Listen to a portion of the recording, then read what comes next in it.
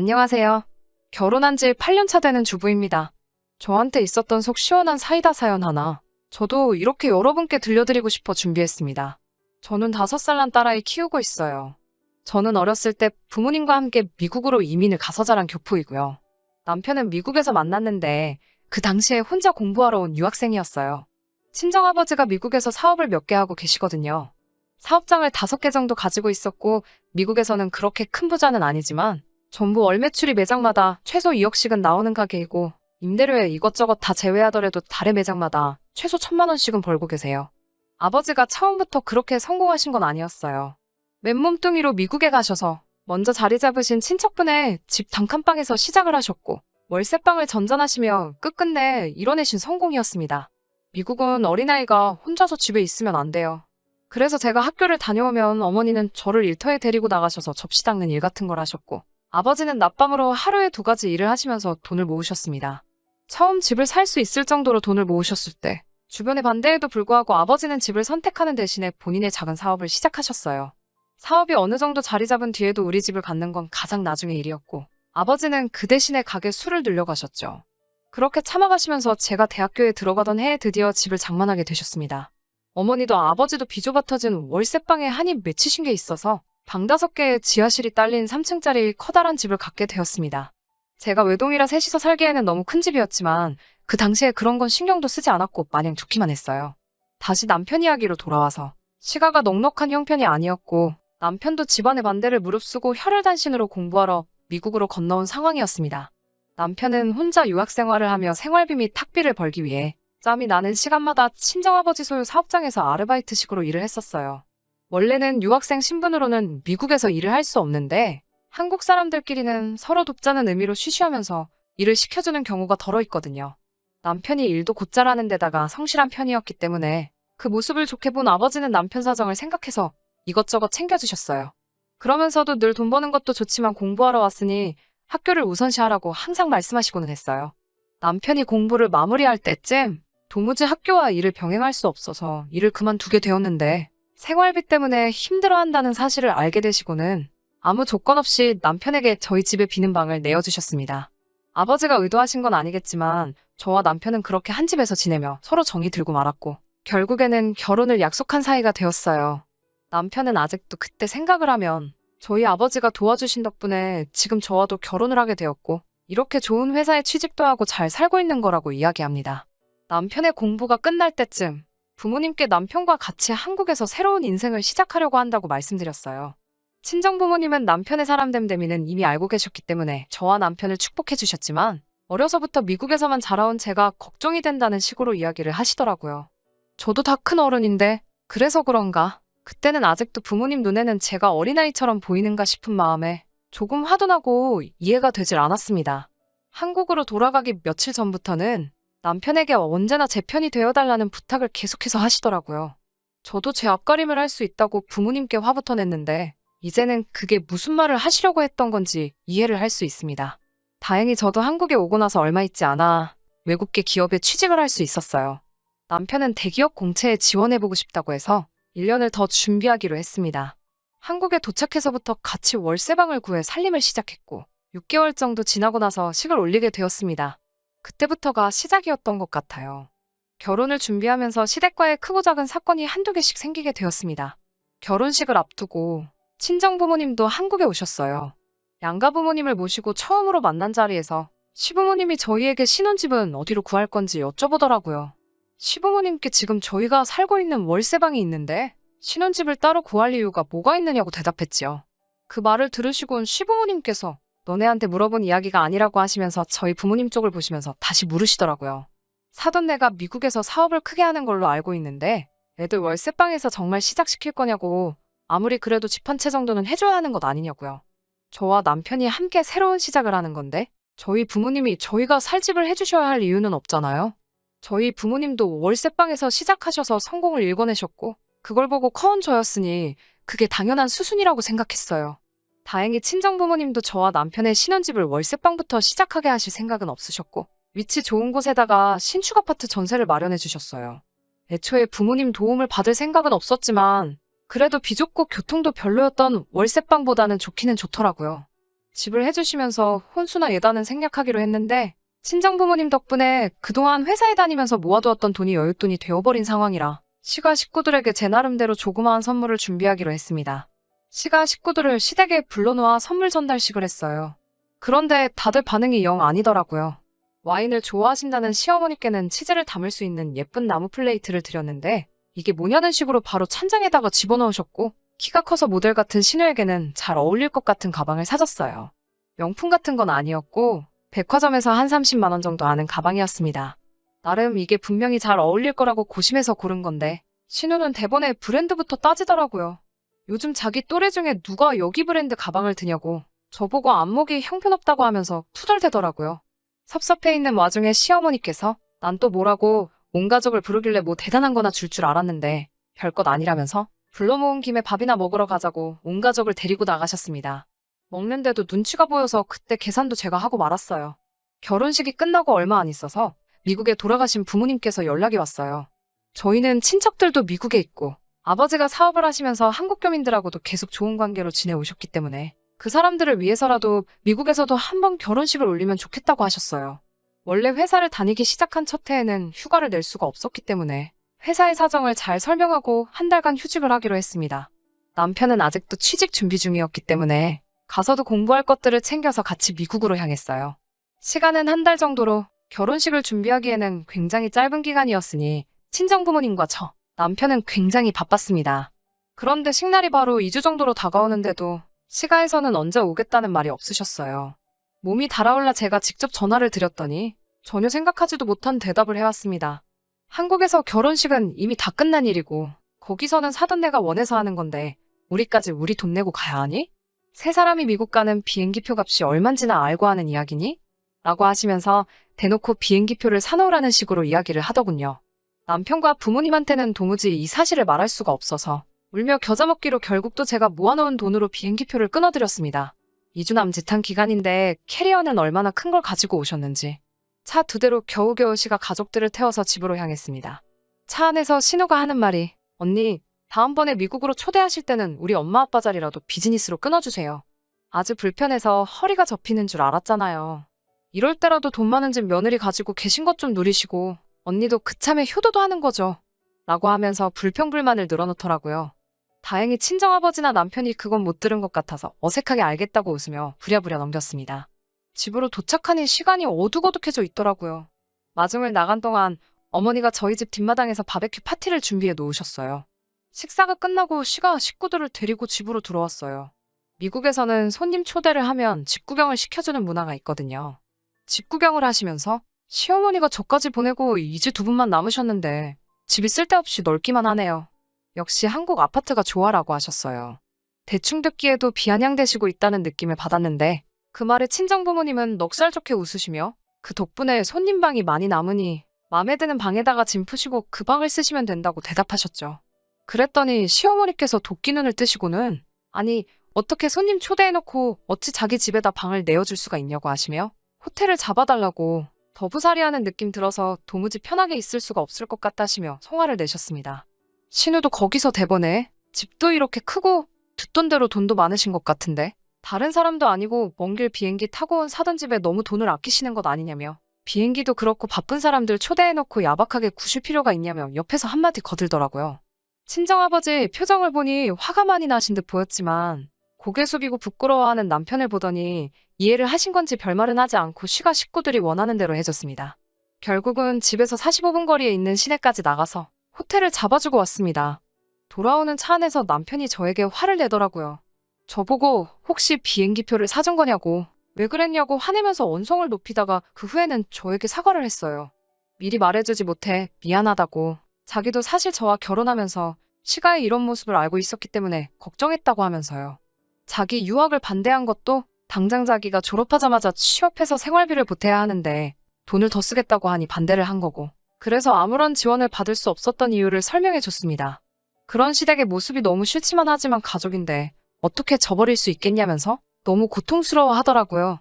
그 모습이 안쓰러워서 아무 말 못하고 있었는데 운전을 하고 계시던 친정아버지가 남편을 나무라지 않고 이해한다고 결혼은 일륜지대 사이고 이제 한 가족이 되었으니 남편의 일은 우리 가족의 일이나 마찬가지라고 하시며 오히려 어려운 일이 있으면 꼭 상의하라고 하셨어요.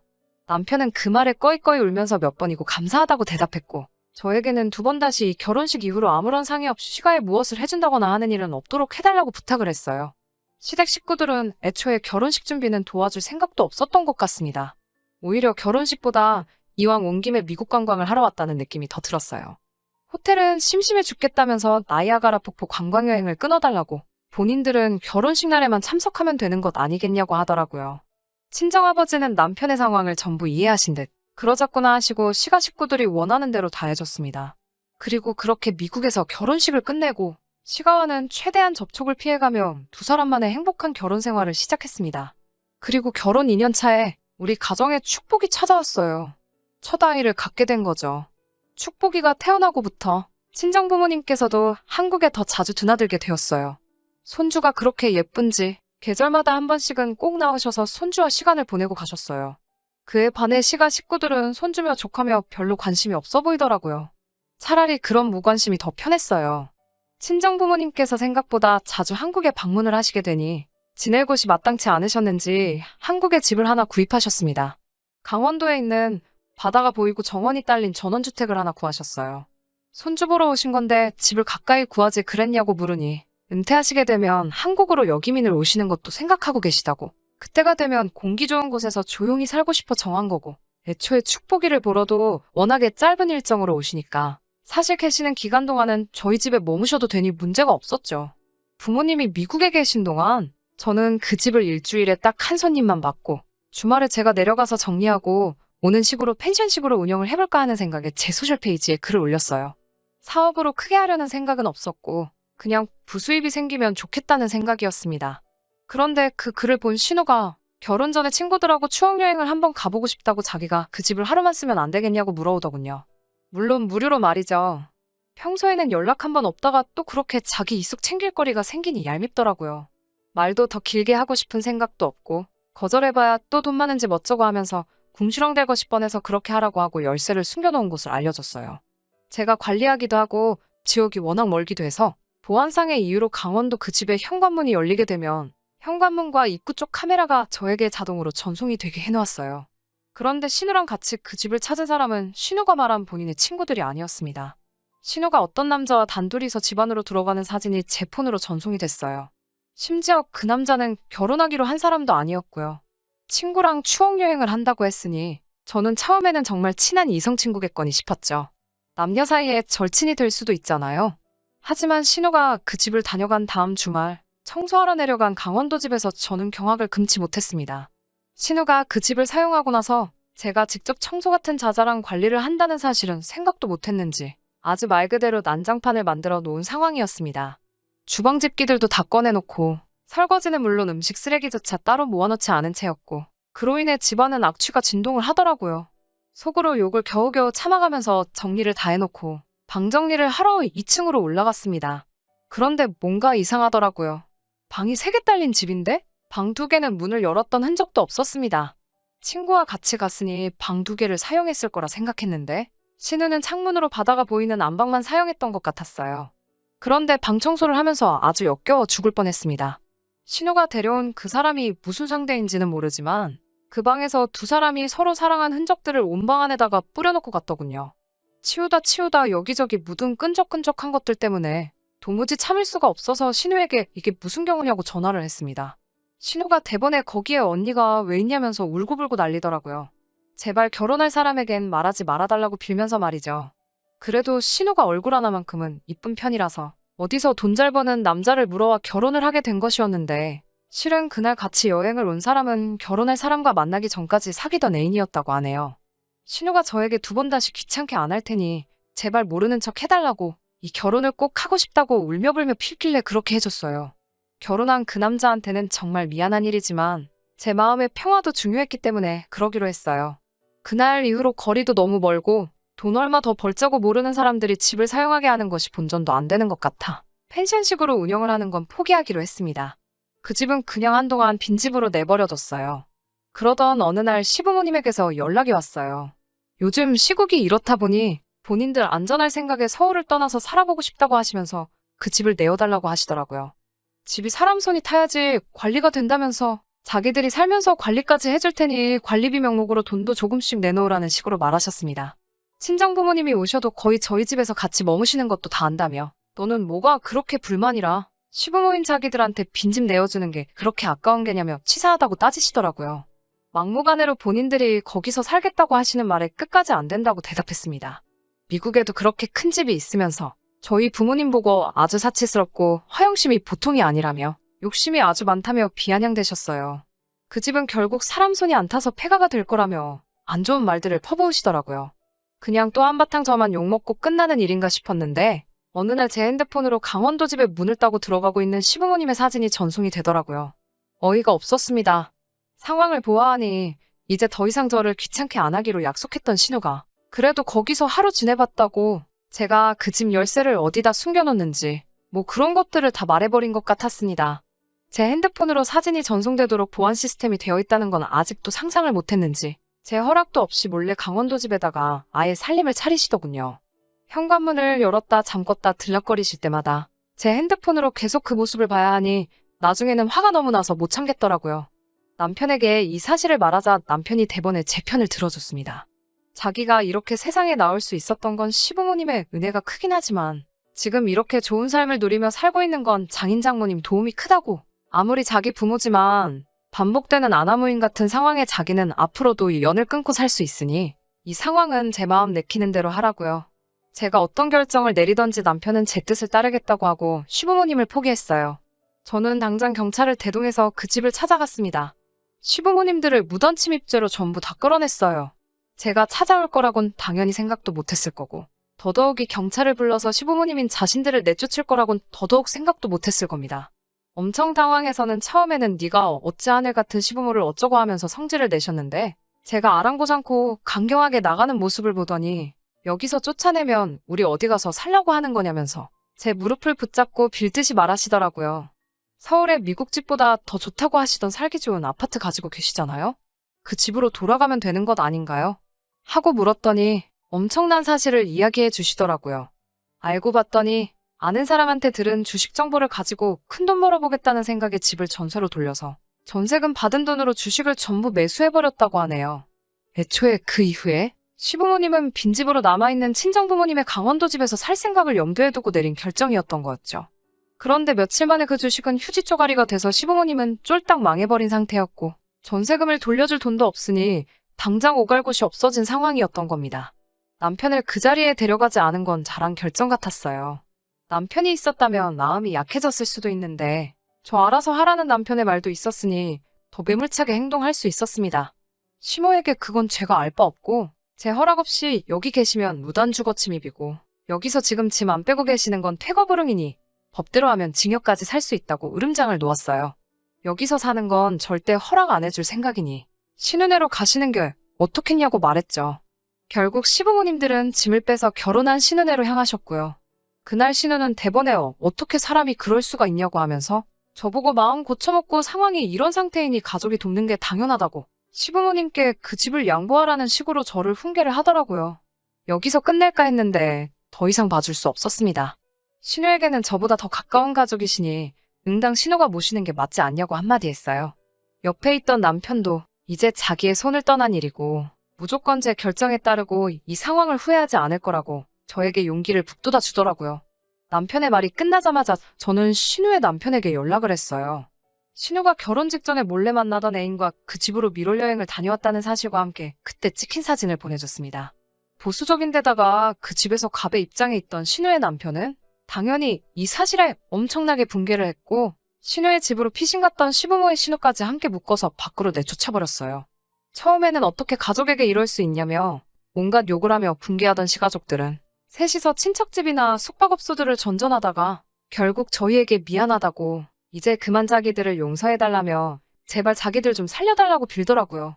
밖에서 얼려죽일 수는 없으니 지금은 강원도 집을 쓸 수 있게 허락해준 상태입니다. 다만 그 기간은 이번 겨울이 지날 때까지예요. 물론 잔인하게 밖으로 시가족들을 내몰 생각은 없지만 단 한 번만 더 친정부모님을 모독하거나 어떻게 빈대붙으려고 한다면 다음 기회는 없다고 확실하게 못을 박아두었어요. 남편은 어차피 이렇게 연을 끊기로 한 거 뭐하러 한 번 더 기회를 줄 필요까지 있냐는 식으로 어느 면으로는 저보다 더 독하게 마음을 먹은 것 같아 보이지만 아무리 싫어도 남편의 가족들이잖아요. 정말 한가족으로 저희를 진정으로 위해주는 모습을 보인다면 친정아버지께 말해서 전세금을 갚아주고 시부모의 집도 찾아주려고 합니다. 시가도 못된 심보 고쳐먹고 앞으로 양 가족의 별탈 없이 행복한 일만 가득했으면 좋겠어요.